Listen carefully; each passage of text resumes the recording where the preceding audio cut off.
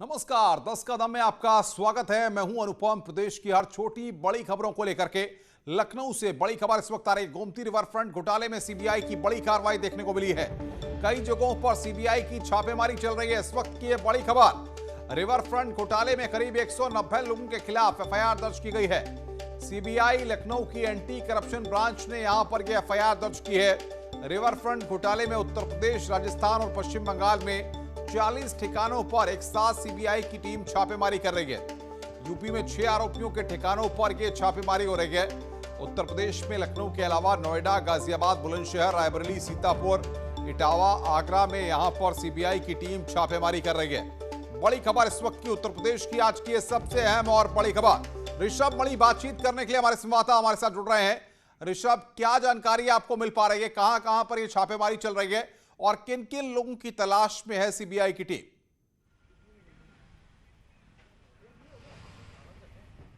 अनुपम, देखिए, इस वक्त जो देश और प्रदेश की सरकारों की करप्शन के ऊपर जीरो टॉलरेंस की पॉलिसी है, उसका मुजाहरा देखा जा सकता है। रिवर फ्रंट घोटाला अखिलेश यादव का ड्रीम प्रोजेक्ट था। लखनऊ में गोमती नदी के किनारे बनाया गया था, लेकिन इसमें सैकड़ों करोड़ के घोटाले की बात सामने आई थी। निर्माण कार्य में घोटाला किया गया था। तमाम बड़े बड़े अधिकारियों ने विदेश यात्राएं की थी और पहले विजिलेंस के पास भी जांच गई, थाने में एफआईआर दर्ज हुई थी और अब सीबीआई ने भी एफआईआर दर्ज कर ली और इसी के साथ ही 190 लोगों को इसमें आरोपी बनाया है और आरोपियों के ठिकानों पर छापेमारी जारी है।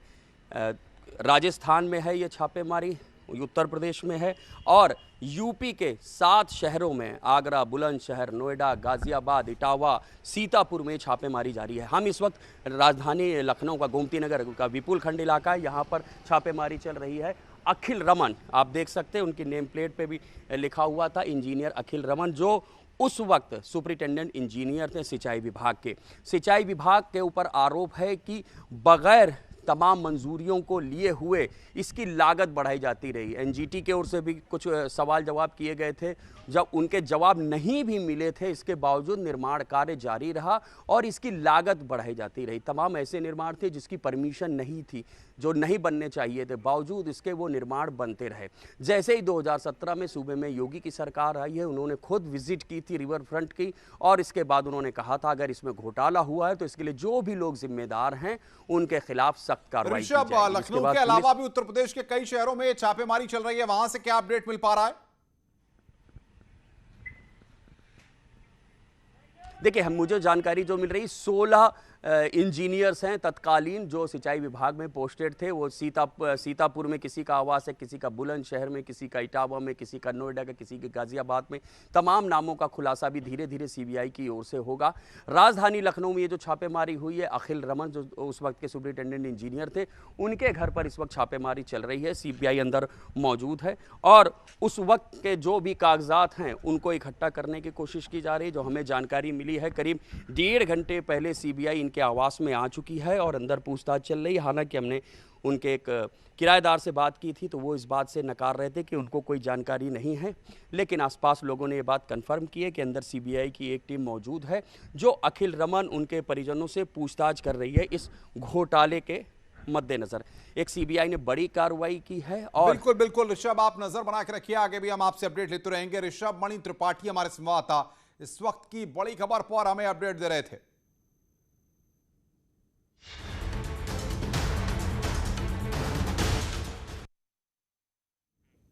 लिंचिंग पर सियासी घमासान मचा हुआ है। मोहन भागवत के बयान के बाद लगातार रिएक्शन सामने आ रहे हैं। ओवैसी ने यहां पर तंज कसा है। ट्वीट कर ओवैसी ने निशाना साधा है। ओवैसी ने कहा है कि लिंचिंग के लिए सिर्फ नाम काफी।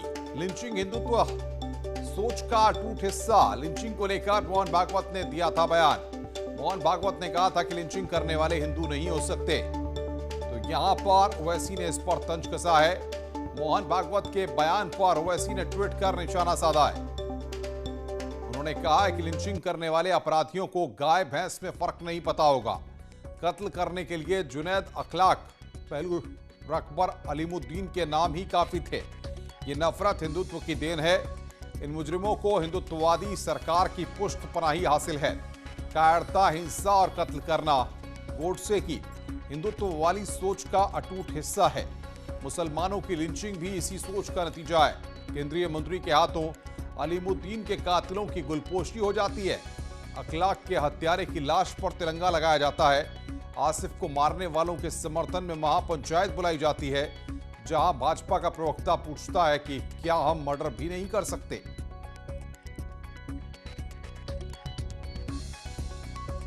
और इससे पहले मोहन भागवत ने क्या कहा था, सुनिए आप जरा। हिंदुस्तान हिंदू राष्ट्र है, गौ माता पूज्य है, लेकिन लिंचिंग करने वाले ये हिंदुत्व के खिलाफ जा रहे हैं, वो आतताई है। कानून के जरिए उनका निपटारा होना चाहिए, क्योंकि ऐसे केसेस बनाए भी जाते हैं तो बोल नहीं सकते आजकल कहाँ सही है कहाँ गलत है। लेकिन कानून को अपना काम करना चाहिए, तहकीकात करनी चाहिए ठीक से, बिना पार्शियलिटी किए सबका न्याय करना चाहिए और दोषी को सजा होनी चाहिए। हमको उसमें कोई गम नहीं। तो यहां पर ट्वीट कर लगातार मोहन भागवत के बयान पर निशाना साधा जा रहा है। इस तरीके से मोहन भागवत ने कल एक कार्यक्रम में गाजियाबाद में जिन बातों का जिक्र किया, बातचीत करने के लिए पवन गौड़ हमारे साथ जुड़ गए हैं। पवन, मोहन भागवत के ज्ञान पर अब सियासी तूफान मचा हुआ है और लिंचिंग की लड़ाई अब यहां से और तेज होती दिख रही है। देखिए अनुपम, जाहिर है जिस तरह से उत्तर प्रदेश विधानसभा चुनाव से ठीक पहले संघ प्रमुख मोहन भागवत का ये बयान आया है, तो इससे सियासी तूफान तो आना ही था, क्योंकि लगातार कहीं ना कहीं जो विपक्षी दल हैं वो लगातार बीजेपी के और संघ के ऊपर आरोप लगाते रहे हैं कि बीजेपी या संघ के लोग मुसलमानों से नफरत करते हैं। इस तरह के कई सारे आरोप लगातार बीजेपी और संघ के ऊपर लगते रहे हैं। तो इसके बीच अगर मोहन भागवत का इस तरह से बयान आता है, वो कहते हैं कि जो भी लिंचिंग करता है वो हिंदू है ही नहीं, या जो ये सोचता है कि मुसलमान भारत में न रहें वो हिंदू हो ही नहीं सकता। यहाँ के सब लोग भारतवासी हैं, सबका डीएनए, पूर्वजों का डीएनए एक है। तो उस पर ये जाहिर है कि उस पर राजनीति होनी थी। दिग्विजय सिंह हो या ओवैसी ने सीधा सीधा इसको फिर से बीजेपी के और संघ के ऊपर जोड़ दिया कि ये बीजेपी की मानसिकता है जो लिंचिंग कराती है। दिग्विजय सिंह ने कार्रवाई की मांग कर ली कि जो जिम्मेदार लोग हैं, जो सरकार में बैठे हुए हैं, जिनके ऊपर आरोप है, उनको आप सत्ता से हटाइए। तो ये इस पूरे मामले पर राजनीति होना लाजमी है, क्योंकि उत्तर प्रदेश विधानसभा चुनाव बिल्कुल अब 6 महीने से बिल्कुल पवन, आप नजर बना के रखिए, आगे भी हम आपसे अपडेट लेते रहेंगे। पवन गौड़ हमारे संवाददाता इस बड़ी खबर पर हमें अपडेट दे रहे थे।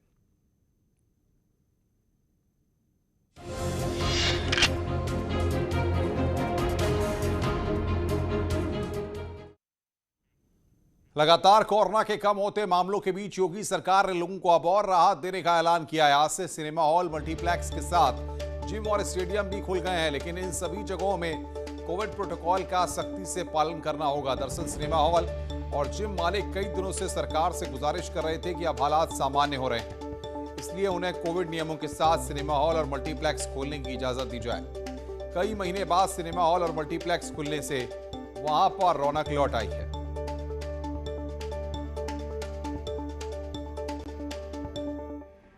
कोरोना महामारी का एक बुरा दौर देखने के बाद अब कुछ रियायतें आज से ही दी गई हैं, जिसमें जिम, स्टेडियम, मल्टीप्लेक्स खुल जाएंगे। हम इस वक्त राजधानी लखनऊ के केडी सिंह बाबू स्टेडियम में है, जहां पर आप बैडमिंटन कोर्ट देख सकते हैं। यहां पर लोगों ने बैडमिंटन की प्रैक्टिस आज से शुरू कर दी है। कुछ रियायतें मिली थी, लिहाजा आज सुबह से ही यहां पर प्रैक्टिस शुरू हो गई है। जो प्रोफेशनल प्रैक्टिस करने वाले बच्चे हैं, जो कंपटीशन में उतरते हैं, वो अपने कंपटीशन की तैयारियों में आज से ही जुट गए हैं। और बगल वाले कोर्ट पे आप देख सकते हैं कुछ फिटनेस फ्रीक लोग हैं जो अपना स्टेमिना, अपनी फिटनेस बनाए रखने के लिए प्रैक्टिस करते हैं, वो भी आ चुके हैं। अब यहाँ पर और क्या हिदायतें हैं, कैसे तैयारियाँ हैं, क्या हो सकता है, बात करने के लिए हमारे साथ यहाँ के कोच मनीष जी हैं। मनीष जी, कब से ये शुरू आपने कर दिया है और अब किन हिदायतों के साथ ये चलेगा बैडमिंटन कोर्ट? सरकार की जो गाइडलाइन हम लोग को बताई गई है उसी के अनुसार हम लोग स्टार्ट किए। आज पहला दिन है मॉर्निंग का, तो अभी धीरे धीरे करके बच्चे आएंगे और थोड़े बहुत शौकीन खिलाड़ी आए हुए हैं और पूरी सावधानी पूर्वक कोविड गाइडलाइन के तहत हम लोग इसको धीरे धीरे करके इसको स्टार्ट करेंगे। ये यहाँ के कोच थे बैडमिंटन के मनीष, जो बता रहे थे कि कोशिश वो यही करेंगे कि जिनको बहुत ज़्यादा ज़रूरी है, जिनके कुछ कंपटीशन की तैयारियां होनी है, उनको फ़िलहाल आने की इजाज़त दी जाएगी। इनकी देखरेख में उनकी प्रैक्टिस होगी और इस वक्त भी जो गाइडलाइंस हैं उनको पूरी तरह से फॉलो किया जाएगा। कैमरामैन शरद के साथ ऋषभ मणि त्रिपाठी, न्यूज़ 18 लखनऊ। इधर मेरठ के कैलाश प्रकाश स्टेडियम में भी कई महीने बाद खिलाड़ी पहुंचे तो उनके चेहरों पर मुस्कान साफ दिखाई दे रही थी। हालांकि अभी स्टेडियम सुबह और शाम 2-2 घंटे के लिए ही खुलेंगे।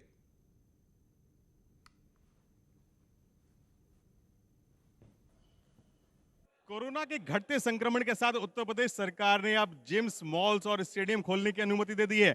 आज 5 जुलाई है, जिसके बाद स्टेडियम, जिम्स और मॉल्स सशर्त खोल दिए गए हैं। मैं आपको मेरठ की तस्वीरें दिखाना चाहता हूं। आप देख सकते हैं कि मेरठ के कैलाश प्रकाश स्टेडियम में आप पहले दिन ही खिलाड़ियों में कितना जबरदस्त उत्साह है। लोग यहां पर पसीना बहा रहे हैं और कब से वेट कर रहे थे कि कैसे ये स्टेडियम खुल सके और वो अपने पुराने रूटीन पर आ सके। खेल से ही हमारा स्वास्थ्य ठीक रहता है, खेल से हमारे हर चीज़ में मन लगता है, बिजनेस करने में मन लगता है। खेल तो बहुत आवश्यक है। क्या कोरोना से डर नहीं लगता? जिस समय दूसरी लहर में इतना संक्रमण था, इतनी मौतें हुई, और अब यहाँ पर खेल के लिए आप लोग आए हैं। योगी जी के सौजन्य से हमने सबने वैक्सीन ली हुई है और वैसे भी सैनिटाइज वगैरह करके ही आते हैं हम लोग खेलने के लिए यहाँ पर। ये तो हमें 3 महीने से करीब वेट थी कि कब गेम स्टार्ट होगा, बॉडी के लिए, हमारी फिगर के लिए टोटली, और इससे ज़्यादा हमें बहुत ज़्यादा खुशी है। बहुत बहुत धन्यवाद योगी सरकार को, क्योंकि जो लोग खेल में इंटरेस्टेड हैं उनके लिए घर पर पड़े रहना बहुत ही कष्टदायी हुआ था। मैं योगी सरकार को बहुत बहुत धन्यवाद देना चाहता हूं। योगी जी ने जिस तरीके से खेल भावना का ध्यान रखते हुए स्टेडियम, मॉल्स और जिम्स को खोलने की अनुमति दे दी है, उससे मेरठ के लोगों में खासी खुशी है। कैमरामैन किशन सुदन के साथ न्यूज़ 18 के लिए निखिल अग्रवाल, मेरठ। वाराणसी में भी जिम और पार्क खुलने से लोग खुश नजर आए हैं।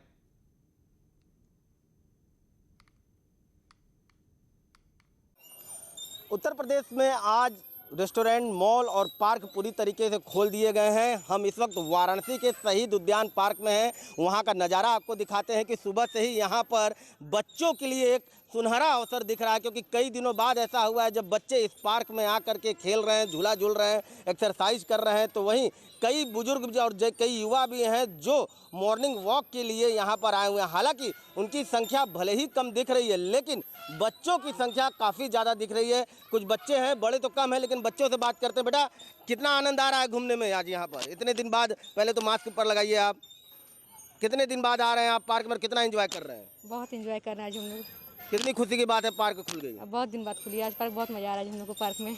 आपको कितना आनंद ले रहा है? बहुत मजा आ रहा है, कितने समय बाद वापस आए, कितने महीनों बाद हरियाली से मिलने का मौका मिला है। तो एक कितने दिन बाद इस हरियाली से, शहर में अमूमन हरियाली पार्क में ही देखने को मिलती है, और ऐसे में इन बच्चों को खासा आनंद है कि काफ़ी समय बाद पार्क में आने का मौका मिला है। लेकिन कुछ तस्वीरें भी हैं जो कुछ लापरवाही की दिख रही हैं। कई लोग यहाँ पर हैं जो मास्क नहीं लगाए हुए हैं। हालांकि जिला प्रशासन का ये दावा है कि जो मास्क और यानी कि कोरोना गाइडलाइन के अंतर्गत ही वो यहाँ पर पार्क और रेस्टोरेंट और मॉल खोले जा रहे हैं, लेकिन लापरवाही की जो तस्वीरें हैं वो भी सामने हैं। कुछ युवा हैं यहाँ पर जो बिना मास्क के यहाँ पे पार्क में घूम रहे हैं। ये जो लापरवाही की तस्वीरें हैं, ये तीसरी लहर के लिए काफ़ी सहायक हो सकती है। ऐसे में जिला प्रशासन को कोरोना गाइडलाइन का पालन कराने के लिए पार्कों से लेकर के, रेस्टोरेंट से लेकर के मॉल तक यहाँ पर खासा कड़ाई करना पड़ेगा। रवि पांडे, न्यूज़ 18, वाराणसी। बरेली की प्रेमनगर थाना पुलिस ने हाई प्रोफाइल सेक्स रैकेट का भंडाफोड़ किया है। पुलिस ने मौके से 3 महिला सहित 8 लोगों को गिरफ्तार किया है। पकड़े गए लोगों के कब्जे से आपत्तिजनक सामान और हजारों की नकदी, मोबाइल बरामद हुआ है। पुलिस ने सभी लोगों के खिलाफ गंभीर धाराओं में मुकदमा लिखकर जेल भेज दिया है। गिरोह का सरगना किराए का मकान लेकर अपनी पत्नी की मदद से ऑनलाइन सेक्स रैकेट चलाता था। पुलिस इस गैंग के अन्य सदस्यों की तलाश कर रही है।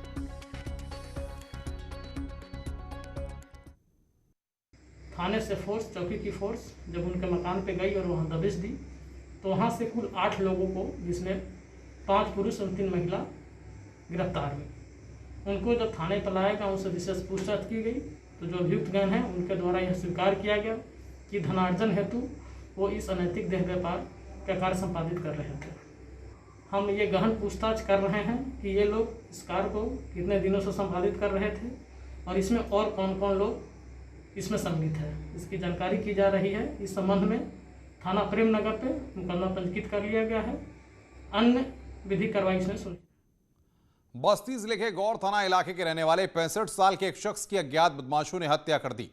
उनके सिर पर ईंट और गमले से प्रहार कर मौत के घाट उतारा गया और खून से लथपथ शव उनके घर के आंगन में छोड़कर फरार हो गए। घटना की सूचना मिलते ही गौर पुलिस घटनास्थल पर पहुंची और मृतक के शव को कब्जे में लेकर पोस्टमार्टम के लिए भेज दिया है और मामले की जांच पड़ताल में जुट गई है। वहाँ के गांव चौकीदार की तहरीर के आधार पर उनकी मृत्यु के संबंध में 302 का मुकदमा अज्ञात के खिलाफ लिखा गया है। पोस्टमार्टम की रिपोर्ट में पंचराम मौर्य की मृत्यु सर पर आई हुई चोटों के कारण होना पता चला है।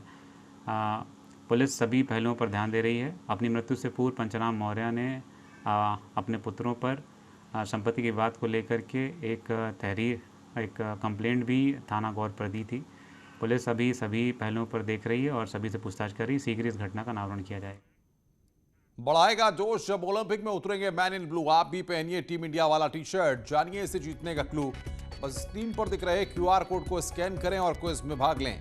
जुड़िए न्यूज़ 18 के साथ और रोज खेलिए क्विज और जीतिए टीम इंडिया का टी शर्ट।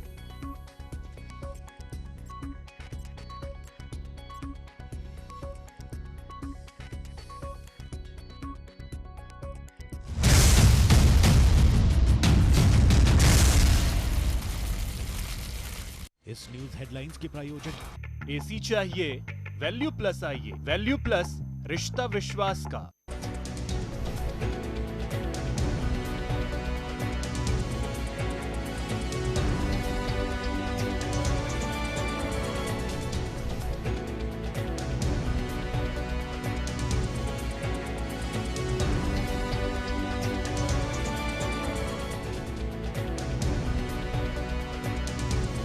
इस न्यूज हेडलाइंस के प्रायोजक एसी चाहिए वैल्यू प्लस आइए। वैल्यू प्लस रिश्ता विश्वास का। मुद्दा सलीके से उठाया जाए तो सवाल बन जाता है। पहले टीके को लेकर के डाउट पैदा किया, कहा कि पीएम लगवाओ, अब वो लगवा रहे हैं तो फिर उस पर सवाल उठा रहे हो। ये कैसी राजनीति कर रहे हो? सबसे बड़े सवाल, सबसे बड़ी बहस, महाबहस देखिए सिर्फ न्यूज 18 उत्तर प्रदेश उत्तराखंड पर। घरों से शहरों तक की हर पल की हर खबर न्यूज 18 के रिपोर्टर पहुंचाते हैं आप तक, ताकि कोरोना के साथ उसके वैक्सीनेशन की भी मिले आपको फास्ट अपडेट। देखिए यूपी एक्सप्रेस 100 सिर्फ न्यूज 18 उत्तर प्रदेश उत्तराखंड पर।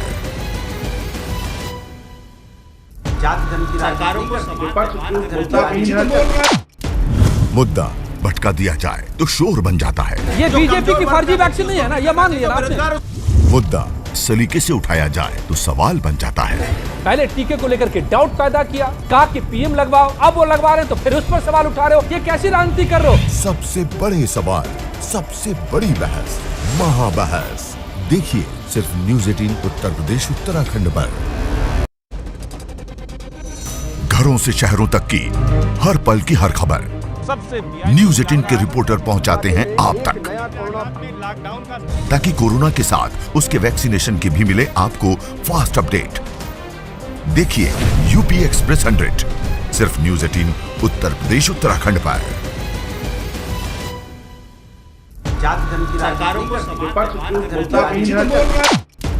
मुद्दा भटका दिया जाए तो शोर बन जाता है। ये बीजेपी की फर्जी वैक्सीन नहीं है ना, ये मान लिया आपने। मुद्दा सलीके से उठाया जाए तो सवाल बन जाता है।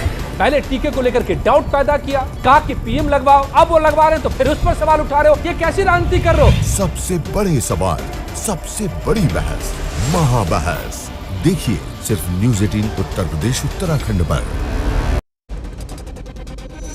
घरों से शहरों तक की हर पल की हर खबर न्यूज 18 के रिपोर्टर पहुंचाते हैं आप तक, ताकि कोरोना के साथ उसके वैक्सीनेशन की भी मिले आपको फास्ट अपडेट। देखिए यूपी एक्सप्रेस 100 सिर्फ न्यूज 18 उत्तर प्रदेश उत्तराखंड पर।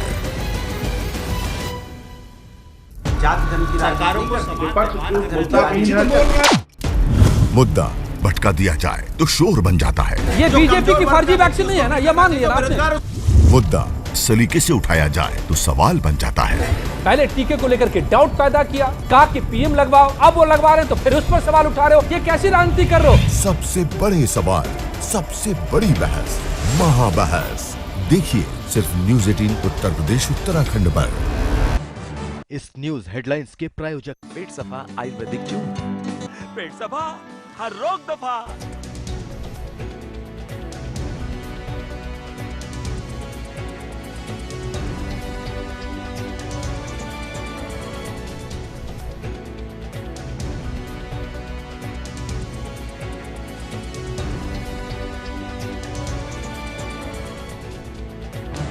इस न्यूज हेडलाइंस के प्रायोजक पेट सफा आयुर्वेदिक जूस, पेट सफा हर रोग दफा।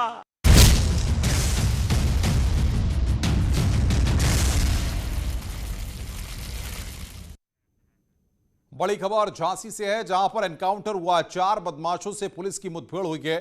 3 बदमाश गिरफ्तार किए गए, एक फरार है। तीनों बदमाशों के पैर में गोली लगी है। गुरसराय इलाके में मुठभेड़ हुई है। आरोपियों से 3 तमंचे और कारतूस और कैश बरामद किया गया है। झांसी से इस वक्त की बड़ी खबर। गुरसराय इलाके में मुठभेड़ हुई है। बातचीत करने के लिए अश्वनी मिश्रा हमारे साथ फोन लाइन पर। अश्वनी, लगातार ऑपरेशन क्लीन झांसी पुलिस का जारी है। बिल्कुल, ये 4 दिन में ये चौथी मुठभेड़ हुई है बदमाशों से, जिसमें अब तक 4 दिनों के अंदर 7 बदमाशों को पुलिस की गोली लग चुकी है।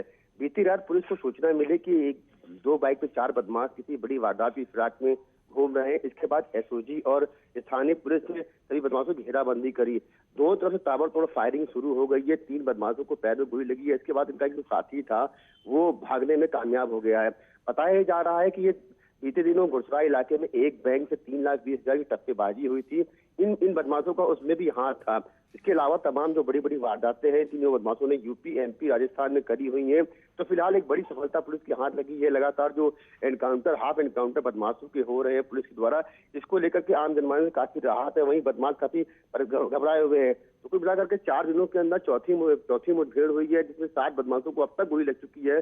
काफी कैश भी बरामद हुआ है, कई हथियार भी बरामद हुए हैं। तो फिलहाल झांसी पुलिस का जो ऑपरेशन क्लीन है वो लगातार जारी है, जिसके चलते जो बदमाश है वो लगातार झांसी को छोड़ रहे हैं। जी बिल्कुल, बहुत बहुत शुक्रिया अश्वनी आपका हमारे साथ जुड़ने के लिए और बातचीत करने के लिए। अश्वनी मिश्रा हमारे संवाददाता इस वक्त की बड़ी खबर पर हमें अपडेट दे रहे थे। तो झांसी में एनकाउंटर हुआ, आरोपियों से 3 तमंचा, कारतूस और कैश बरामद किए गए हैं। ये बड़ी खबर इस वक्त हम आपको बता रहे हैं। पैर में गोली लगी है। गुरसराय इलाके में मुठभेड़ हुई है और लगातार पिछले कई दिन से झांसी में ये बदमाशों के खिलाफ ऑपरेशन क्लीन जारी है।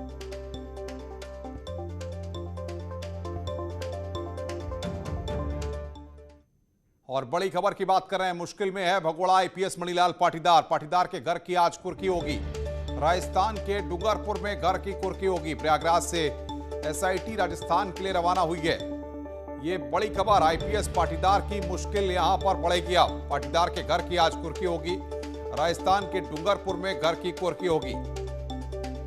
तो आईपीएस पाटीदार की मुश्किल यहां पर अब बढ़ गई। राजस्थान के डूंगरपुर में घर की कुर्की होगी। प्रयागराज से एसआईटी राजस्थान के लिए रवाना हुई है। तो बड़ी खबर इस वक्त, आईपीएस पाटीदार की मुश्किलें लगातार बढ़ती जा रही है। राजस्थान के डूंगरपुर में इनका घर है और वहीं पर घर की कुर्की की जाएगी। सर्वेश दुबे बातचीत करने के लिए फोन लाइन पर। सर्वेश, क्या जानकारी मिल पा रही है? देखिए, मणिलाल पाटीदार जो महोबा के पूर्व एसपी हैं वो फरार चल रहे हैं। उन पर 1 लाख का इनाम घोषित है। जून महीने में 7 जून को यहाँ से क्राइम ब्रांच की टीम गई थी और 4-5 टीमें गई थी, जो कि डूंगरपुर भी गई थी। इसके साथ ही साथ वहां से अहमदाबाद नजदीक है, वहां पर भी उनका फ्लैट है मणिलाल पाटीदार का, वहां पर भी गई थी। लेकिन अब जो है 2 टीमें रवाना हुई हैं और वहां पर आज कुर्की की जाएगी। और ये बड़ी कार्रवाई मानी जा रही है, क्योंकि अभी तक फरार चल रहे हैं मणिलाल पाटीदार। और इसके साथ ही साथ आज एक मामला है जिसमें आज सुनवाई भी इलाहाबाद हाईकोर्ट में है। बंदी प्रत्यक्षीकरण याचिका है। डॉक्टर मुकुटनाथ वर्मा, जो कि अपने आप को वकील बता रहे हैं मणिलाल पाटीदार के, उन्होंने ये कहा है कि मणिलाल पाटीदार पुलिस के कब्जे में है और पुलिस उनको पेश नहीं कर रही है। हालांकि जब जून महीने में एसपी क्राइम के नेतृत्व में बिल्कुल, बहुत बहुत शुक्रिया सर्वेश, आपसे अपडेट आगे भी लेते रहेंगे। सर्वेश हमारे संवाददाता बड़ी खबर पर अपडेट दे रहे थे। आगे बढ़ते हैं। मुरादाबाद रेलवे स्टेशन पर एक मासूम ने रेलवे स्टेशन पर गर्मी से बेहोश हुई अपनी मां और अपने दुधमुहे भाई की जान बचाई। आरपीएफ और जीआरपी ने बेहोश महिला को एंबुलेंस से जिला अस्पताल ले जाकर भर्ती कराया, जहां उनका इलाज जारी है।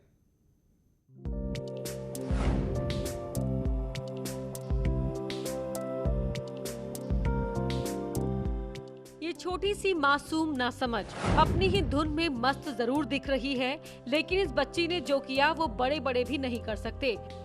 पूरा मामला मुरादाबाद रेलवे स्टेशन के प्लेटफॉर्म नंबर 1 का है, जहां जमीन पर एक महिला अपने बच्चे के साथ बेहोश पड़ी थी। वहीं ये अबोध बच्ची जो बोल भी नहीं सकती, वो इशारों ही इशारों में कुछ कहना चाह रही थी।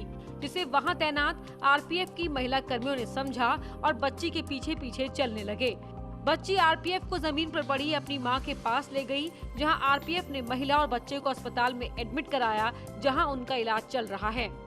रेलवे स्टेशन से कांस्टेबल जीआरपी वाली लेकर आई थी, उसके साथ 2 बच्चे थे और उसका प्राइमरी ट्रीटमेंट हो गया है। पेशेंट सारी वार्ड में एडमिट है, उसको अंडर ऑब्जर्वेशन रखा गया है। आगे का ट्रीटमेंट चल रहा है। फिजिशियन के लिए अर्जेंट कॉल कर दी गई है और बाकी इन्वेस्टिगेशंस भेजे जा रहे हैं।